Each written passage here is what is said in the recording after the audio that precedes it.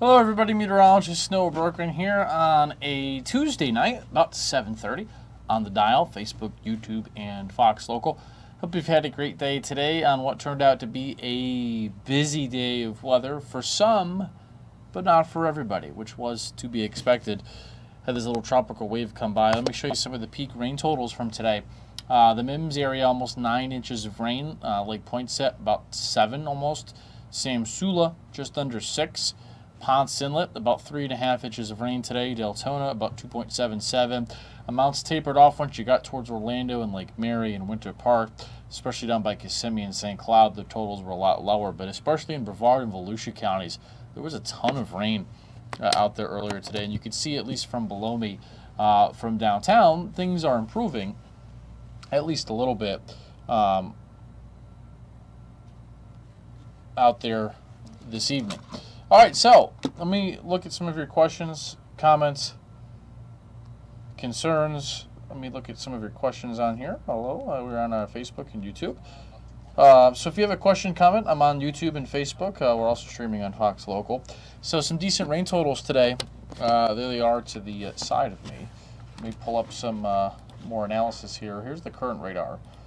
So things are pretty much winding down in terms of that tropical wave earlier, which is now out across the Gulf. But for us, we've got 2 lingering thunderstorms here just to the south of Orlando. And you can see those storms that are tracking to the north. One towards Williamsburg. Again, Williamsburg seems to get hit an awful lot from these thunderstorms. But you come over here towards the Eustis area, tracking a little downpour by Leesburg and Umatilla. Hello, Facebook and YouTubers. How are you doing? Further down to the south here, big thunderstorm coming into Kissimmee, and oddly enough, they'll probably get more rain from this approaching storm in Kissimmee and St. Cloud than the wave earlier. Probably some decent downpours here. Right over Kings Highway, Neptune Road, right over Skyline Drive, right over Parkside Ave, going towards Henry Parton Road and Jessica Lane. Seeing some big rain coming in now, some vivid lightning. That's going to track up towards the airport, Kissimmee, Oak Ridge in the next hour. So could be some air delays coming in from that cell here over the next little while. Let me show you some of the rain totals from today. They were significant for some, but again, certainly not for all. So let me put this on there. I'll stop that, put this back towards the home view here, and we'll make this nice and clear to see. So here were the rain totals today, and again, for some, significant. And you can see clearly where that area of low pressure tracked from earlier this afternoon that probably could have been classified a tropical depression as it came across our area. I will admit I was a little bit surprised it was not, given how much of a low-level swirl it had, how much heavy rain it had. It had increased in its structure as it actually went over land, oddly enough. But you can see where that low came in and spun across. It went like that from earlier today, and it was right along that path of that low where there was some big rain totals. And in fact, parts of northern Brevard and southern Volusia, really big rain totals. You see that purple from Mims to Maytown, 6 to 9 inches of rain up towards New Smyrna, about 2 to 4. Port Orange was about 2 to 4. Ponce Inlet as well. You see there Samsula going here towards Alamania, about 5 to 6 inches of rain. I'll put a query on this. You see here, 5.5, 6 inches of rain here right off of Bud Road and Leffer Raining Road. We had some apartments and some houses and businesses flooded in the Mims area here off of Route 1. You see here in Scottsmore, this was the bullseye of rain today with almost 9 inches of rain that fell. But you go down through Brevard County, and the further south you got, those rain totals really dropped off as you got south. In fact, it was less than an inch from Melbourne down into Palm Bay. So, on the data for this tropical invest, here it is, and here was the, let me show you the loop from today. Let's see if I can get the radar back in here. Let's see, give me a hot second. I don't know why it got deleted. I think this should add it back. So this was the loop of that tropical wave today, which you can see as of the 2 o'clock advisory still has winds of 30 miles an hour. It's moving west-northwest to 10, pressure at about 1,013 millibars. You can see the rotating pinwheeling effect of showers and storms as expected today. of this tropical invest as it came across. And on the visible satellite, you can see at least from earlier where that wave came in, that low-level swirl there on the satellite, and now this goes into the Gulf. Still, though, some big downpours from Horseshoe Beach on the western side of the state. And in Ocala, seeing some low clouds still. There's that downpour that's coming into the tourist area from the south. But meanwhile, over Daytona Beach, wow, look at that. It is a pristine evening. In fact, I'm going to take that full so you can see it here. Oh, you get a couple seagulls to fly by the camera. How about that? Just a beautiful evening right now. Temperature about 83 degrees. And this is often the case behind tropical systems, is you get beautiful weather. And on the Space Coast and on the Atlantic beaches, with low tide right now, nice little sandbar action out there. It is just a lovely, lovely evening. But yeah, if you're just joining us, hello, Facebook, YouTube. So the tropical wave is now done. We've got some thunderstorms coming in to areas south of Orlando. Thundering in Winter Haven, says Alice Blanco. Appreciate you checking in. Let me put a tracker on this storm for you. Big lightning, too. Kissimmee and St. Cloud. Take a look at the velocity data. Yeah, it could be some decent wind in here, actually. Now that I'm actually looking at this. Right here over St. Cloud, some sustained, well, it just updated. I was about to say some sustained winds in here of about 40 miles an hour. 37, 6, I think that might be an error, but yeah, there's definitely some 30 to 50 mile an hour winds in here, for sure. Coming towards MCO right now with some big lightning and thunder. Not really seeing any rotation in there, seeing hail. At least for right now, but let me track this for you here going forward. So this guy here is going towards the airport. It's zipping on along here. Let's see if we have an automated tracker on there. We do. So let's see what it clocks at about 26. I was about to say that feels right. Feels right to me. So here's a track of this thunderstorm, which is actually pretty healthy. Not gonna lie. Moving something like that. So this is going to be in Fells Cove at about 7:47. Let me put some bigger cities on here for you. By the airport, almost about 8 o'clock. Going towards Lake Nona High School, about 7:53. Let me push out these cities for you further. We'll start it at Winter Park. So should this thing actually hold together, it'd be at Winter Park about 8:27, Maitland about 8:36, and the Oviedo area about 8:37. So about an hour from now, if it held together on its current track, we'll keep an eye out for that. But a big thunderstorm there for sure. Meanwhile, on Fox tonight, you've got the MLB All-Star Game on Fox 35. Some thunderstorms in the vicinity of Atlanta up here to the north, but most of this is not going to really impact the game. It should be more than fine, I would think, at this point. You can see there's some storms to the north of Atlanta, and again, that's taking place soon, right here on Fox 35. All right, so to our west, here goes the tropical wave. But you can see the center spinning. It's somewhere over Gainesville. In fact, you can make it out right here. See, there's some northerly winds here coming in west of Gainesville, and then the radar returns go like that. So that is the center of your tropical low. Now, in terms of this thing's future, the question will be, where does it go? Now, if it goes like this, the circulation, it's probably just going to be a big rainmaker through the I-10 corridor and not do much. Shout out Ted and Chelsea Gary, South Daytona. I appreciate you. You are top fans. Downpour here in Leesburg. Mo, hello, how are you? Downpouring in Tavares, Adeline, appreciate you. Just had a downpour in Chiefland, Mary. I need some coffee. I was up too late last night looking at the weather. I'm a little bit tired, but I'm okay. I'll be okay. I'm going to go grab some dinner here as soon as I'm done chatting with y'all.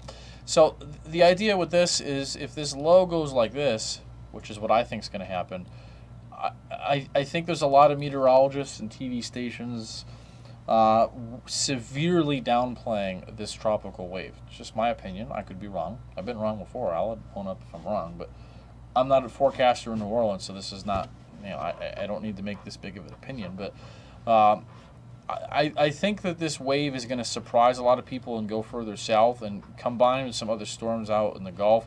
And I think at the 11th hour, as this goes like this, it's going to rapidly develop out over here, I think. That would be on Thursday. And I would be very weary in southern Louisiana that this thing, especially if it takes this track, if that's correct, the water here is like remarkably warm. It's 91 degrees most of this area. In fact, it's what's average from mid-September right now, the water in the upper Gulf. It's bathtub water. And there's not going to be any wind shear right off the coast of Louisiana. If this little low-level circulation can survive, you see it right here, if this can survive tomorrow out to here, it would not be a surprise to me at all to see a tropical storm or a hurricane spin up at the 11th hour right before landfall somewhere in this area, then track inland Thursday night to Friday.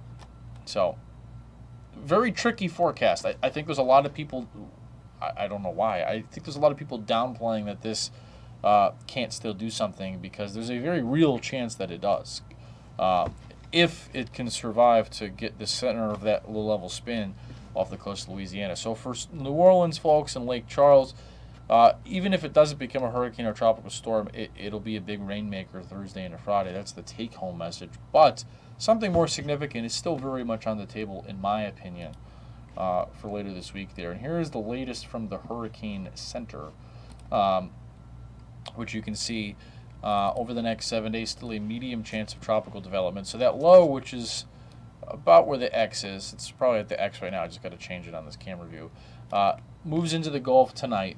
And again, could become at least a tropical storm within the Gulf. Even if it doesn't, it'll still be a huge rainmaker for Louisiana Thursday, Friday, and Saturday.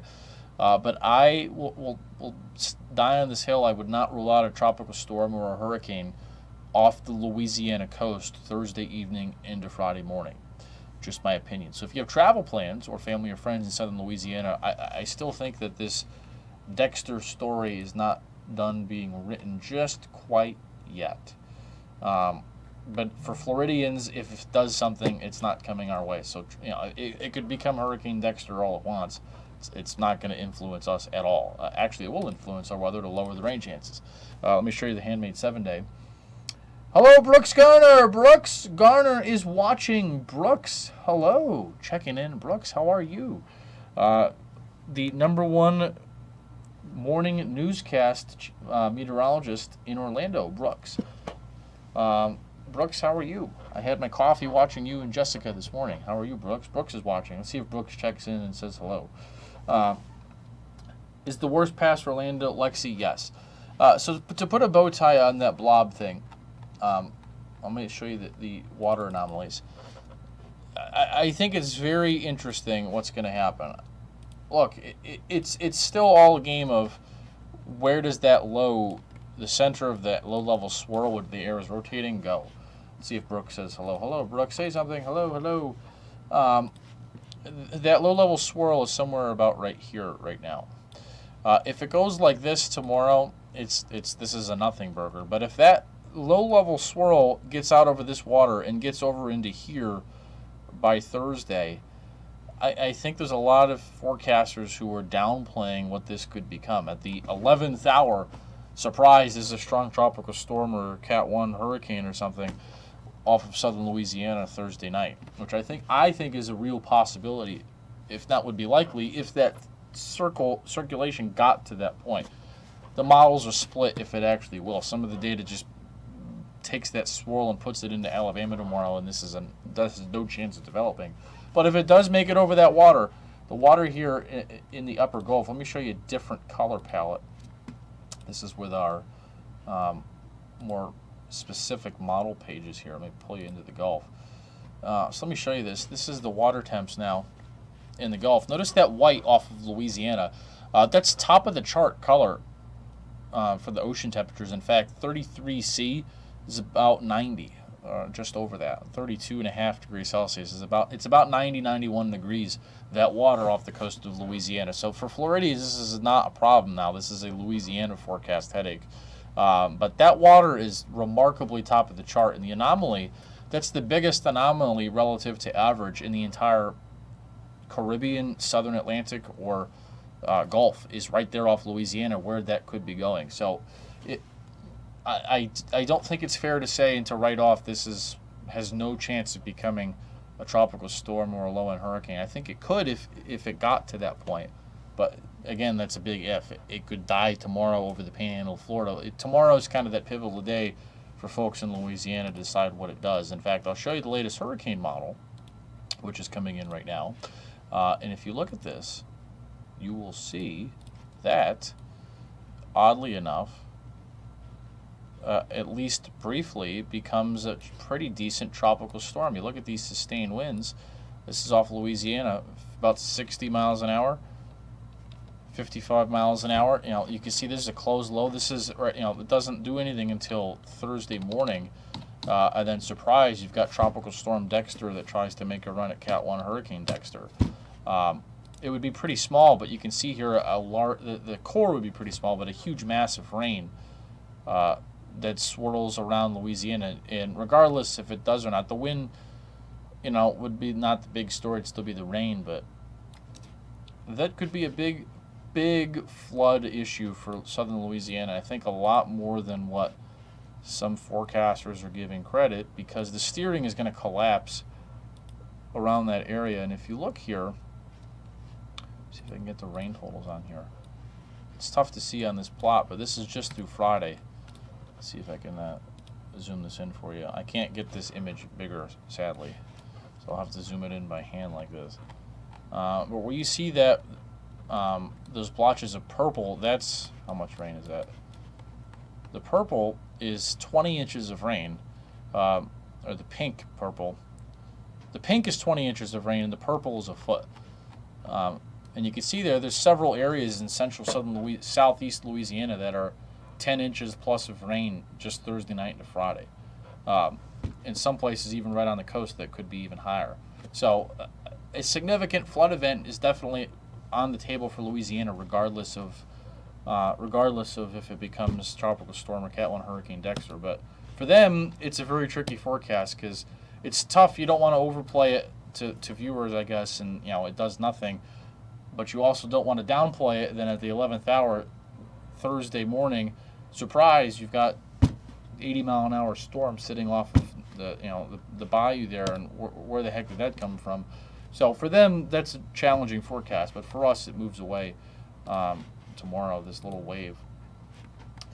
South Daytona, Mariah, hello. Good evening, Kathleen. How are you? Let me show you the latest Central Florida 7-day coming up here.